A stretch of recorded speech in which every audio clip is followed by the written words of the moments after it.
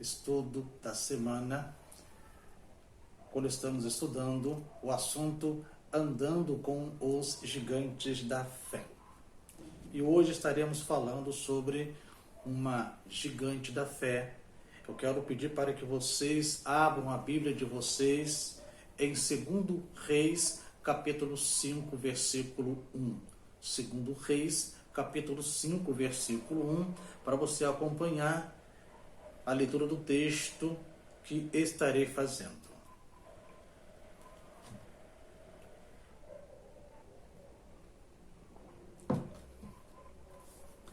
Já encontraram? Então, a partir do versículo 1 até o versículo 4, nós estaremos fazendo a leitura. Diz assim a palavra do Senhor: Naamã, o comandante do exército da Síria, era muito respeitado e estimado pelo rei do seu país, porque, por meio de Naamã, o Senhor Deus tinha dado a vitória ao exército dos sírios. Ele era um soldado valente, mas sofria de uma terrível doença da pele. Versículo 2. Num dos seus ataques contra Israel, os sírios haviam levado como prisioneira uma menina israelita que ficou sendo escrava da mulher de Naamã. Versículo 3. Um dia, a menina disse à patroa: eu gostaria que o meu patrão fosse falar com o profeta que mora em Samaria, pois ele o curaria de sua doença. Versículo 4. Então Naamã foi falar com o rei e contou o que a menina tinha dito. Vamos orar nesse momento, pedir ao nosso Deus que nos dê orientação para entendermos o estudo dessa noite. Senhor, te agradecemos por esta oportunidade. Colocamos em tuas mãos a nossa vida e pedimos a tua direção para o estudo que estaremos fazendo. Ajude-nos a entender as verdades que vamos extrair da tua palavra. É a nossa oração em nome do Senhor Jesus. Amém. Pois muito bem, a nossa gigante de hoje é uma pessoa anônima. A Bíblia, em momento algum, cita o nome desta pessoa, apenas diz que ela é uma menina que foi escravizada pelos sírios e levado para a Síria para trabalhar como escrava na casa de Naamã. Vejamos, de um lado nós temos Naamã, um grande guerreiro que conduziu o exército da Síria a muitas vitórias. Naamã era um homem muito rico e de muita importância, mas ficou leproso. A lepra naquela época não tinha cura. Do outro lado nós temos uma menina que a Bíblia não registra o nome dela, somente sabemos que ela era israelita e escrava que servia na casa de Naamã, a escrava da esposa de Naamã. Eu quero mostrar a vocês qual era a situação política da época em que a nossa gigante viveu. Primeiro, a nossa gigante da fé vive no Reino do Norte, cujo rei na época era Jorão. Jorão foi filho de Acabe e de Jezabel, reis perversos, reis que fizeram o que era mal aos olhos do Senhor. Naamã vive na Síria, cujo rei na época era Ben-Hadad. O profeta do Reino do Norte foi o profeta Eliseu, aquele que substituiu o profeta Elias. A Síria estava em guerra com o Reino do Norte, com Israel, e ela já tinha feito vários ataques, e num destes ataques ela leva alguns prisioneiros para a Síria, e entre os prisioneiros está esta jovem, esta menina. Vamos extrair algumas verdades do texto que acabamos de ler. Primeira verdade, o texto fala sobre as características de um homem. Este homem era comandante do exército da Síria, seu nome era Naamã. Naamã era muito respeitado e estimado pelo rei da Síria. Deus, através de Naamã, deu muitas vitórias à Síria. Naamã era um soldado valente, mas ele era leproso. Na antiguidade, a lepra era uma doença incurável. Geralmente os leprosos eram isolados da sociedade e esquecidos pela sociedade. Naamã foi uma das exceções no que diz respeito ao esquecimento. Afinal de contas, ele era um herói, ele era uma pessoa de prestígio. Provavelmente ele vivia na sua casa, mas não mantinha contato com a sua esposa para que ela não adquirisse a lepra, porque era uma doença transmissível. Segunda verdade, nós temos no texto uma menina israelita que foi capturada e levada como escrava para a Síria. Ou seja, nos ataques do exército sírio a Israel, o reino do norte, esta menina é capturada. Agora vejamos a situação desta menina que foi capturada. Ela estava longe da sua família, dos seus pais, dos seus irmãos, longe do seu povo. Ela estava servindo como escrava, ela estava numa terra estrangeira.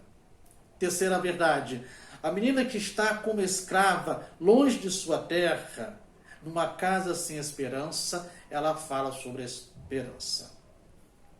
Naamã talvez não tinha esperança de ser curado da sua lepra, talvez ele tivesse consultado os melhores médicos de sua época, feito os melhores tratamentos, porque ele era um herói, ele era uma pessoa de prestígio, ele era alguém rico, ele tinha recursos para fazer este tratamento, mas não foi curado de sua lepra. Ele não tinha esperança de dias melhores. Quarta verdade, nasce em Naamã um sentimento poderoso de esperança. Quando esta menina anônima, esta menina que está como escrava na casa de Naamã, quando ela diz que gostaria que o patrão dele estivesse em Samaria, na presença do profeta, que o profeta iria curá-lo, nasce em Naamã, na esposa dele, na família dele, nasce um sentimento de esperança, de que aquela lepra poderia ser curada e Naamã poderia voltar a viver a sua vida normalmente com a sua família. Pois muito bem, eis aí uma visão panorâmica da vida da nossa gigante da fé. Que verdades podemos extrair dessa história e aplicar à nossa vida? O que podemos aprender com esta menina anônima, com esta nossa gigante da fé? Vejamos algumas lições que ela nos ensina, que ela compartilha conosco. Primeira lição, se queremos fazer algo muito importante, é preciso ter fé, ou seja, tenhamos fé. Naamã deu ouvidos àquela menina porque ela acreditava no que disse a ele. Temos um grande Deus e não há nada que ele não possa fazer. Precisamos viver pela fé, porque sem fé nunca conseguiremos agradar ao Senhor. Hebreus capítulo 11, versículo 1 nos diz que a fé é a certeza de que vamos receber as coisas que esperamos e a prova de que existem coisas que não podemos ver. Então, a primeira lição que a nossa gigante compartilha conosco hoje é que, se queremos fazer algo muito importante, tenhamos fé. É necessário ter fé. A segunda lição que a nossa gigante nos ensina é: se queremos fazer uma grande diferença, sejamos de confiança. Se você quer fazer diferença no cenário que você está vivendo, na sociedade que você faz parte, você precisa ser uma pessoa de confiança, você precisa conquistar a confiança das pessoas. Aquela menina jamais teria tido a coragem de falar no seu trabalho, de falar do que poderia ser feito se ela não tivesse a confiança de sua patroa e de seu patrão. As pessoas sempre prestam mais atenção naquilo que você faz do que naquilo que você diz. As pessoas estão sempre mais atentas ao que nós fazemos, às nossas atitudes, do que às nossas palavras ou aquilo que nós falamos. Segundo Reis, capítulo 4, versículo 8 e versículo 9, encontramos verdades que apoiam esta ideia de que precisamos conquistar a confiança das pessoas. Vejamos, 2 Reis, capítulo 4, versículo 8. Um dia Eliseu foi até a cidade de Sunem, onde morava uma mulher rica. Ela o convidou para uma refeição e daí em diante, sempre que ia a Sunem, Eliseu tomava as suas refeições na casa dela. Versículo 9. Ela disse ao seu marido: tenho a certeza de que esse homem que vem sempre aqui é um santo homem de Deus. Não eram as palavras de Eliseu, era a atitude que Eliseu tinha. Eliseu tinha uma atitude de homem de Deus, de pessoa comprometida com Deus, e aquela mulher olhou para ele e viu que a forma como ele se portava, a forma como ele agia, as atitudes dele diziam que ele era um homem que tinha compromisso com Deus, um homem que temia Deus, um homem que servia ao Deus de Israel. Terceira lição: se queremos fazer uma grande diferença, devemos falar de acordo com as necessidades das pessoas. Todos precisam de ter esperança, todos precisam de ajuda, até as pessoas mais poderosas como Naamã.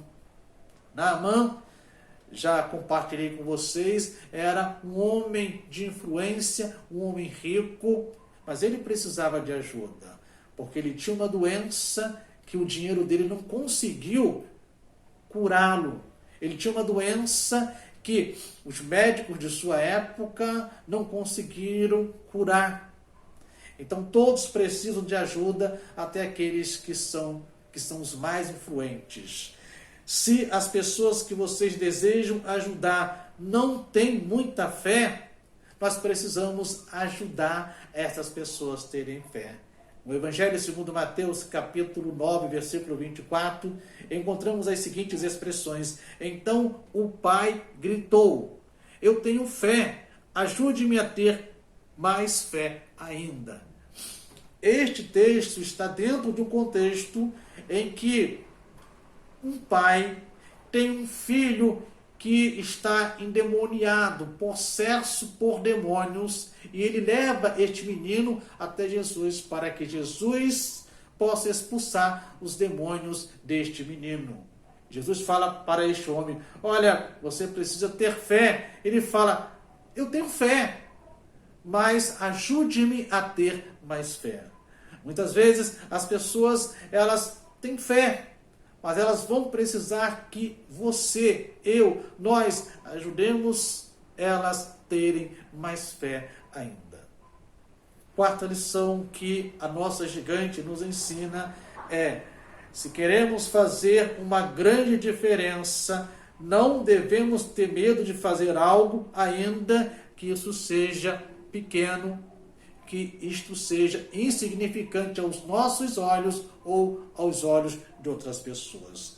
O reino de Deus é lugar para pessoas de atitude, não é lugar para pessoas covardes. Se cada um de nós fizermos a nossa parte, teremos uma sociedade mais justa, teremos uma sociedade melhor. Não podemos imaginar a dimensão das nossas atitudes. Deus nos deu recursos para que nós façamos grandes obras para glorificar o seu nome. A Bíblia nos diz, em 2 Timóteo, capítulo 1, versículo 7, pois Deus não nos deu espírito de covardia, mas de poder, de amor e de equilíbrio. Por isso, se queremos fazer uma grande diferença, não devemos ter medo, precisamos ser ousados, corajosos, precisamos avançar, porque à medida que avançamos, Deus nos dá as vitórias, Deus possibilita que conquistemos êxitos, que conquistemos vitórias. Somente Deus sabe o tamanho do impacto que um pequeno ato pode causar.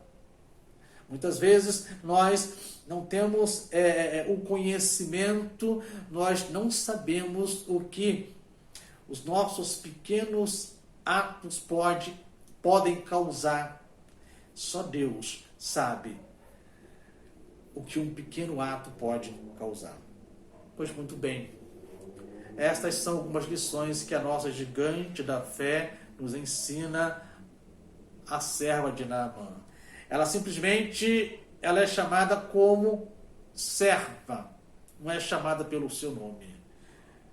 Ao concluir o nosso estudo desta noite, eu quero lhes fazer duas perguntas. A primeira é: como temos nos comportado diante da nossa família e dos nossos vizinhos? Qual tem sido o nosso testemunho? O que a nossa família e os nossos vizinhos veem em nós como cristãos quando olham para nós? Nós temos apresentado a eles Jesus como sendo a solução para todo e qualquer problemas que eles estejam enfrentando? Nós temos dito às pessoas que nos conhecem: olha, conheça alguém que pode transformar a sua vida. Eu conheço alguém que pode transformar o seu casamento, a sua família. Eu conheço alguém que tem a solução para o seu problema. Nós temos compartilhado isto com as pessoas. Segunda pergunta: como temos nos comportado diante de uma pessoa que um dia nos fez mal? Aquela pessoa que um dia nos prejudicou. Aquela pessoa que um dia nos traiu, nos decepcionou. Como nós temos nos comportado diante dessas pessoas? Será que teríamos coragem de nos envolver em seus problemas e apresentar Jesus como a solução para os seus problemas, como fez esta menina? Esta menina foi tirada da sua família, da sua terra, foi levada para uma terra estrangeira para ficar na condição de escrava, mas diante do problema do seu Senhor, embora ela estivesse como escrava ali e vivesse como escrava, ela compartilhou com aquela família que conhecia alguém que poderia solucionar o problema que o seu patrão estava vivendo. Às vezes pensamos que é melhor não nos envolvermos com os problemas dos outros, principalmente se temos esta pessoa como nossa inimiga. Mas a Bíblia diz que devemos orar pelos nossos inimigos, que devemos orar por aqueles que nos perseguem. Lembre-se, um pequeno ato pode fazer uma grande diferença. Precisamos pensar nisto. Não devemos pensar em realizar grandes coisas. Um simples ato, mas um ato com amor, um ato solidário, um ato sob a direção de Deus pode fazer uma grande diferença na vida das pessoas com as quais nós temos contato. Quantas pessoas estão sem esperança nenhuma na sociedade? Quantas pessoas têm derramado lágrimas porque se decepcionaram? Quantas pessoas elas não têm mais esperança de viver dias melhores? Quantas pessoas estão frustradas? Estas pessoas, elas precisam de uma palavra de conforto, de consolo. E nós, discípulos de Jesus, nós temos esta palavra que conforta e que consola. não importa se você que está me ouvindo e me vendo, não importa se você não é uma pessoa de renome ou anônima, você pode ser parceiro de Deus na construção de uma sociedade melhor. Então, não importa se você é uma pessoa de renome, uma pessoa influente, importante, de autoridade, não importa. Ou se você é uma pessoa anônima, o que você precisa entender é que você pode ser parceiro de Deus na construção de um mundo melhor, na construção de uma sociedade melhor. E que Deus te abençoe, Deus me abençoe a sermos pessoas melhores, a sermos pessoas que façam a diferença no contexto em que estão inseridas. Vamos orar?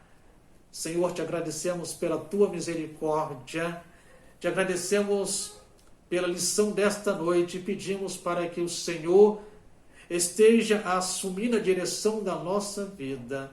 E, Senhor, faça de nós bênçãos na vida de outras pessoas, faça de nós bênçãos na sociedade que estamos inseridos. E Deus, que as pessoas, ao olharem para nós, vejam em nós a presença de Jesus e que estas pessoas, elas busquem em nós ouvir a tua vontade para a vida delas. Nos dê uma noite abençoada, é a nossa oração, em nome do Senhor Jesus. Amém. Que Deus te abençoe rica e poderosamente, e que a paz de Deus, que excede todo entendimento, esteja com você até o nosso próximo encontro, querendo Deus. Namã trouxe para sua casa uma menina, depois da vitória sobre Israel. Mas ele não sabia que uma pequena escrava e sua vida era um plano do céu. Um herói leproso pode um lar contagiar, mas a fé de uma menina estava lá, conduzindo aquele homem à casa de Eliseu. E quando ele chegou lá, o profeta mandou Naamã mergulhar no Jordão. Um milagre estava lá.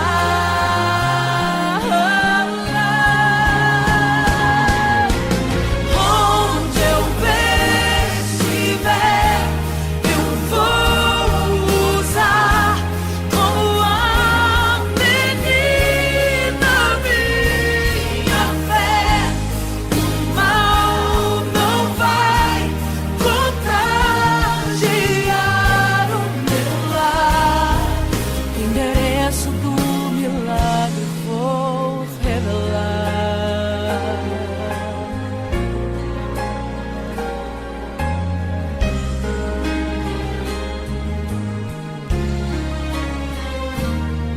Um herói leproso pode um lar contagiar, mas a fé de uma menina estava lá, conduzindo aquele homem à casa de Eliseu. E quando ele chegou lá, o profeta mandou Naamã mergulhar no Jordão. O milagre estava lá.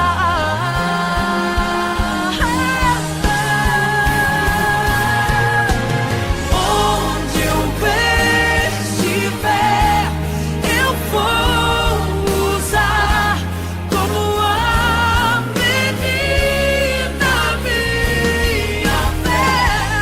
O mal não vai contagiar o meu lar. O endereço do profeta.